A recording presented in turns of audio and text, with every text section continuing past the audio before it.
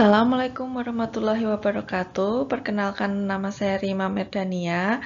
Di sini saya akan mempresentasikan karya tulis ilmiah saya yang berjudul Pola Peresepan Obat Anti Epilepsi di Polianak Rumah Sakit Condong Catur Yogyakarta tahun 2019.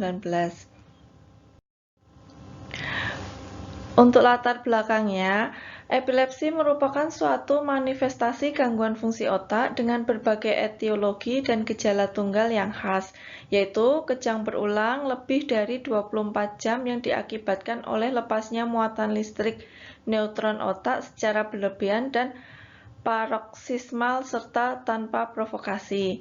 Untuk obat anti-epilepsi merupakan salah satu aspek yang diperlukan bagi penderita epilepsi yang bertujuan untuk mengatasi serangan kejang walaupun tidak dapat mengatasi masalah kelainan neurologinya atau masalah kognitif dan psikososialnya. Prinsip pengobatan epilepsi sendiri dimulai dengan monoterapi. Bila kejang tidak dapat dihentikan dengan dosis maksimal, mulai pemberian monoterapi kedua. Apabila monoterapi kedua berhasil menghentikan kejang, segera hentikan monoterapi pertama dan lanjutkan monoterapi kedua. Kejang tidak dapat dihentikan dengan monoterapi kedua, pertimbangkan untuk pemberian politerapi. Bisa dapat kombinasi 2-3 obat anti-epilepsi.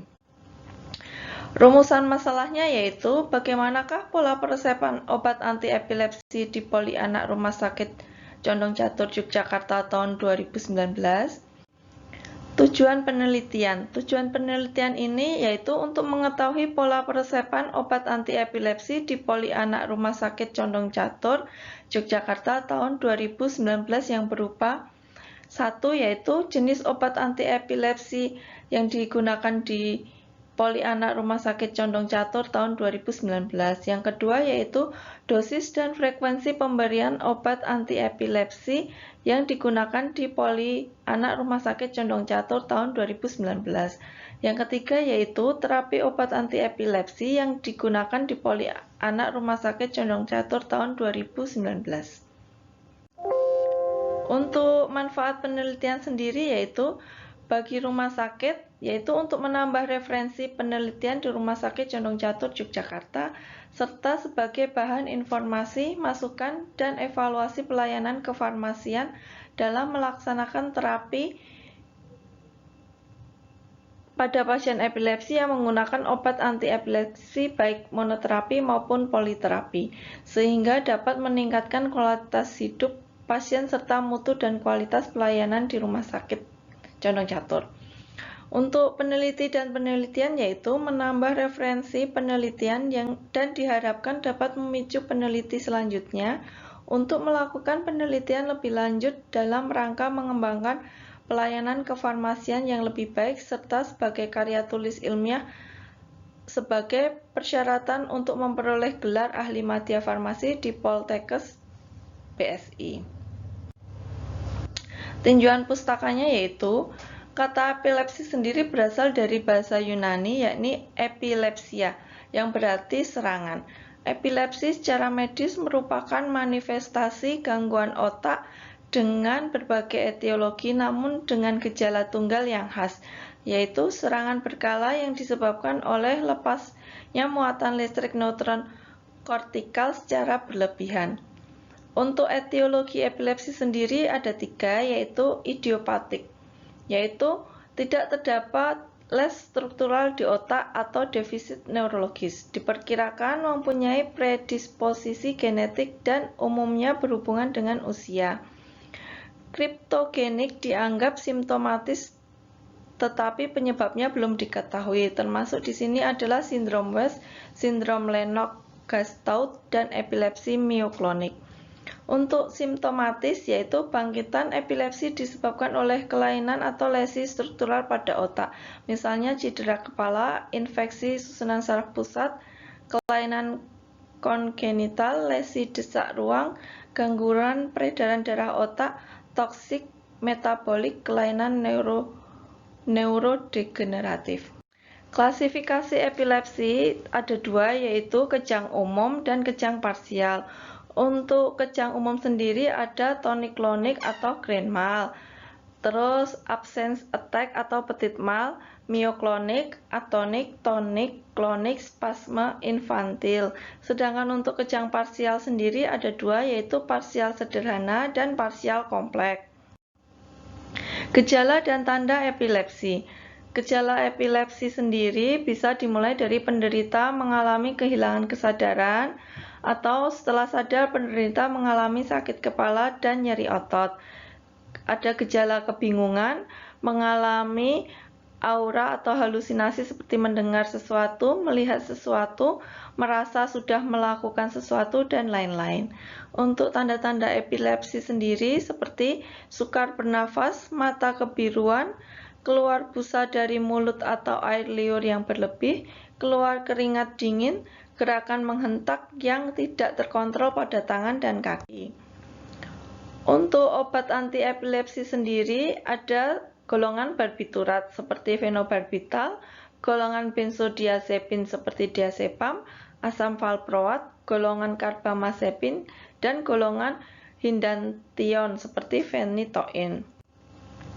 Untuk efek samping obat anti-epilepsi sendiri yaitu seperti karbamazepin atau oxkarbamazepin, efek sampingnya ada gangguan suasana hati, antimania, psikosis. Untuk obat felbamate, efek sampingnya yaitu iritabilitas, kebingungan, susah tidur, nafsu makan berkurang. Untuk gabapentin, efek sampingnya ansiolitik, fobia dengan orang, dan panik. Fenobarbital memiliki efek samping sedasi, aggression, hiperaktif, gangguan tidur. Phenytoin untuk efek sampingnya psikosis, penurunan kognitif. Tiagabin untuk efek sampingnya yaitu depresi, kebingungan. Topiramat efek sampingnya agresi, kurang perhatian, depresi, psikosis. Valproat untuk efek sampingnya ensefalopati, antimania. Vigabatrin untuk efek sampingnya psikomotor lambat, depresi. Untuk kerangka teorinya sendiri yaitu anamnesis, pemeriksaan pendukung menjadi diagnosis epilepsi, golongan obat anti-epilepsi, lama pemberian, dan keberhasilan terapi. Kerangka konsepnya untuk pasien yang epilepsi dengan kode ICD G.40.9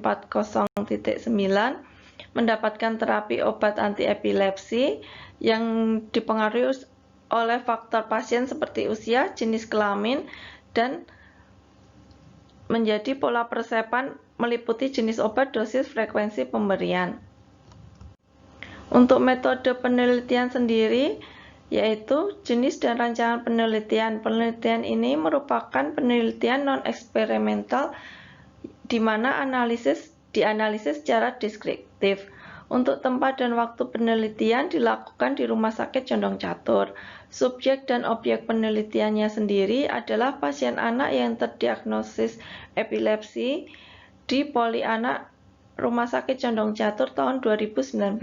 Populasi dan sampelnya adalah pasien di Polianak yang menderita epilepsi tahun 2019, yaitu terdapat 84 pasien. Instrumen penelitiannya sendiri yaitu menggunakan data yang digunakan lembar pengumpulan yang berisi rekam medis, umur, jenis kelamin, serta pengobatan yang diberikan. Jalannya penelitian: 1. Pengajuan proposal dan perizinan penelitian. 2. Pengambilan data. 3. Pengolahan data dan analisis data. 4. Penyajian hasil yang berupa persentase dan tabulasi. Analisis hasil sendiri yaitu data pasien berdasarkan jenis kelamin disajikan dengan tabulasi atau persentase. 2. Jenis obat anti-epilepsi yang digunakan disajikan dalam tabulasi dan persentase. Dosis dan frekuensi pemberian obat anti-epilepsi dengan tabulasi.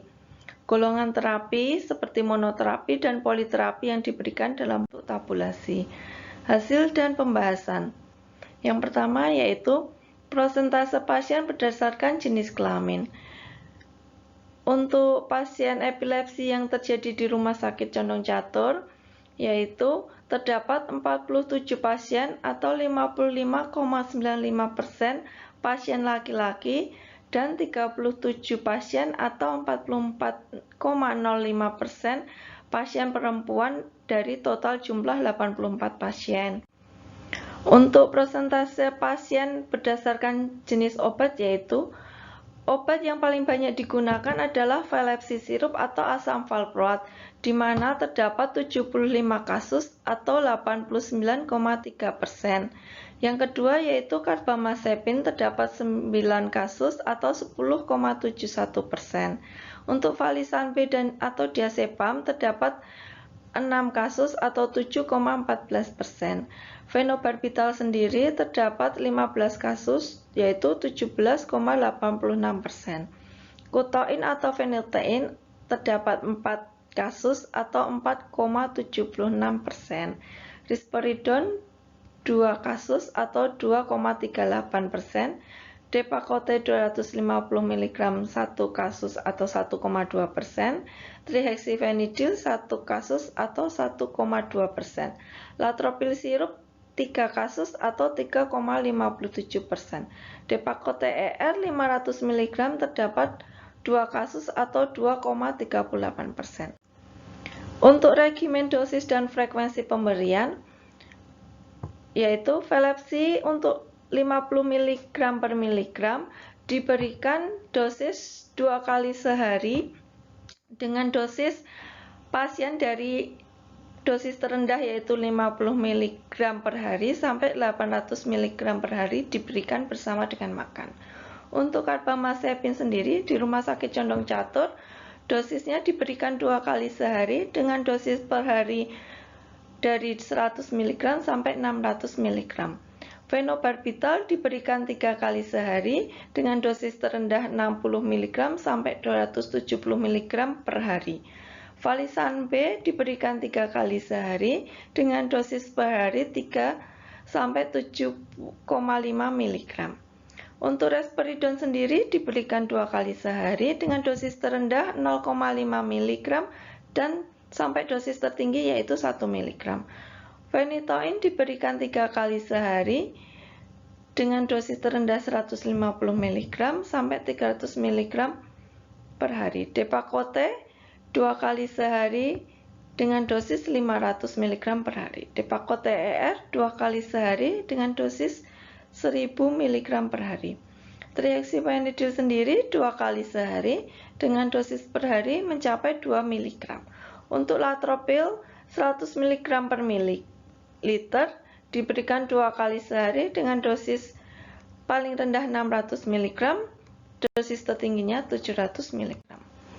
Untuk penggunaan obat monoterapi dan politerapi, yaitu terdapat pengobatan yang paling banyak yang digunakan di Rumah Sakit Condong Catur yaitu monoterapi dengan jumlah pasien 58 dan persentasenya 69%. Untuk politerapi sendiri terdapat 26 pasien dengan persentase 31%. Kesimpulan dan saran. Dapat disimpulkan bahwa jenis kelamin pasien anak di Rumah Sakit Condong Catur banyak terjadi pada laki-laki dengan persentase 57,15% dan 42,85% untuk kasus perempuan dari 84 pasien. Untuk penggunaan obat monoterapi dan politerapi, peresepan yang paling banyak digunakan yaitu peresepan dengan monoterapi yaitu 58 pasien dengan persentase 69% dan terdapat 26 pasien mendapatkan peresepan politerapi dengan persentase 26%. Untuk persentase jenis obat yang paling banyak digunakan yaitu Vylepsi sirup dengan persentase 89,3%, Carbamazepine 10,71%, Valisan B 7,14%, Fenobarbital 17,86%, Phenytoin 4,76%, Risperidon 2,28%, Depakote 200 mg 1,2%, trihexyphenidyl 1,2%, latropril sirup 3,57% dan Depakote-R 500 mg 2,38%. Untuk sarannya yaitu perlu adanya penelitian yang sama yang dilakukan di rumah sakit lain untuk dijadikan bahan pembanding pola perasapan obat anti epilepsi pada pasien anak. Dan perlu dilakukan penelitian mengenai efek terapi dan efek samping obat anti epilepsi yang tersedia agar dapat dirumuskan pedoman perasapan obat yang aman dan efektif untuk pasien epilepsi ke depannya. Sekian, terima kasih. Wassalamualaikum warahmatullahi wabarakatuh.